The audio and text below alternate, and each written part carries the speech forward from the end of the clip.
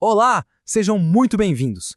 Hoje a gente vai mergulhar de cabeça em um dos conceitos mais fascinantes e, sem dúvida, mais debatidos da teologia, a soberania de Deus.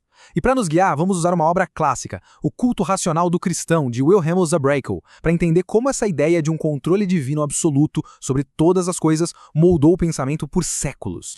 E vamos começar com essa citação, que é a base de tudo. Conhecidas são a Deus desde o princípio do mundo todas as suas obras. É de parar para pensar, né? A ideia aqui é que não existe surpresa para Deus. Nada. Tudo o que já aconteceu, o que está acontecendo e o que ainda vai acontecer já é do conhecimento dele. É um ponto de partida bem radical, convenhamos. Então, para a gente não se perder nesse assunto gigantesco, nosso roteiro vai ser este aqui. Primeiro, vamos entender o que significa Deus ser onisciente. Depois, como ele governa o mundo através da providência. Em seguida, vamos entrar no tema da graça, do chamado divino e, por fim, como tudo isso junto cria uma perspectiva de vida totalmente nova. Beleza, vamos lá. O ponto de partida de tudo, a base mesmo, é o conhecimento de Deus. Porque, segundo a fonte, para a gente entender o controle soberano de Deus, primeiro a gente precisa sacar a dimensão da onisciência dele, ou seja, como ele sabe de todas as coisas. E a fonte aqui é bem específica, sabe? Não é que Deus tem um supercomputador cósmico com todos os dados do universo. A ideia é de uma compreensão perfeita, absoluta, de tudo que existe, existiu e existirá. De acordo com essa visão, nada, absolutamente nada, pega Deus de surpresa. Nem mesmo as nossas escolhas. Ok, então a gente estabeleceu que Deus sabe de tudo. A pergunta que fica é, e daí? Como é que esse conhecimento se traduz em ação no mundo? É exatamente aqui que entra o conceito de providência. É o conhecimento se tornando governo ativo. E olha que interessante, o texto organiza essa ideia de providência em três partes, quase como três engrenagens que trabalham juntas. A primeira é a preservação, que é basicamente o ato de manter tudo existindo. A segunda é a cooperação, que é Deus agindo com e através da criação. E a terceira é o governo, direcionando tudo e todos para o seu destino final. Essa citação de Neemias ilustra perfeitamente o primeiro ponto, a preservação. Sabe aquela ideia de que Deus criou o mundo, deu corda no relógio e foi embora? Pois é, segundo essa visão é exatamente o contrário.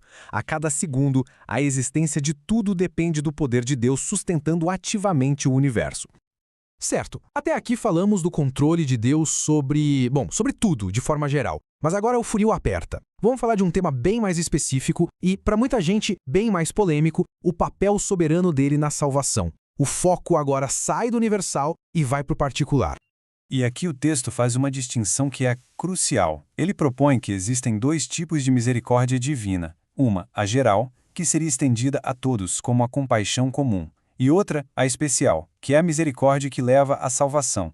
E essa seria direcionada só para alguns. É daqui que vem toda a ideia da eleição. E o ponto-chave é esse, olha só.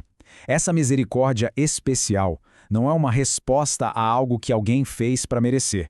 De acordo com o autor, ela é uma ação que nasce puramente da vontade de Deus. Ou seja, não é uma obrigação, é uma escolha dele. E por isso é vista como inexpressivelmente grande. Beleza, mas aí surge uma pergunta bem prática, né? Se essa graça é uma escolha soberana de Deus, como ela acontece na vida de uma pessoa? Como sai do plano divino e vira realidade para alguém no dia a dia? A resposta que o texto dá é que a ação não é de fora para dentro. É o contrário. É uma mudança que acontece lá no fundo, uma transformação interna que age de dentro para fora. E para descrever essa mudança, o autor não economiza nas palavras. Ele fala em criação, gerar de novo, fazer viver, ressuscitar dos mortos. Percebe a força disso? Não é um simples ajuste de comportamento. É algo fundamental, como criar vida onde não existia.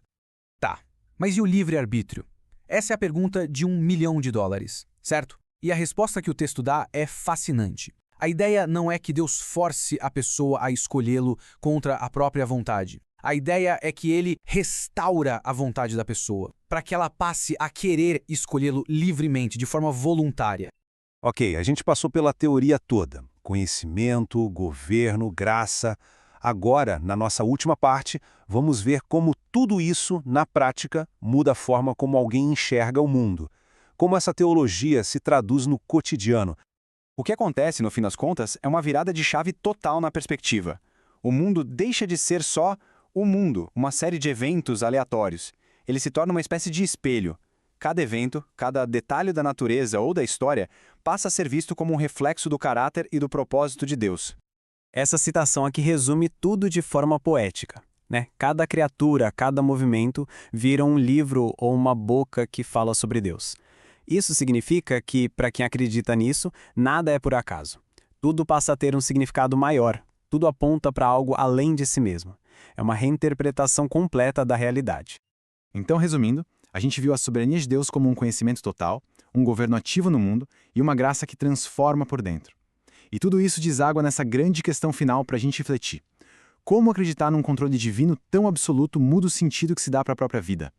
É uma pergunta profunda que atravessa séculos e continua nos desafiando. Fica aí a reflexão. Muito obrigado pela companhia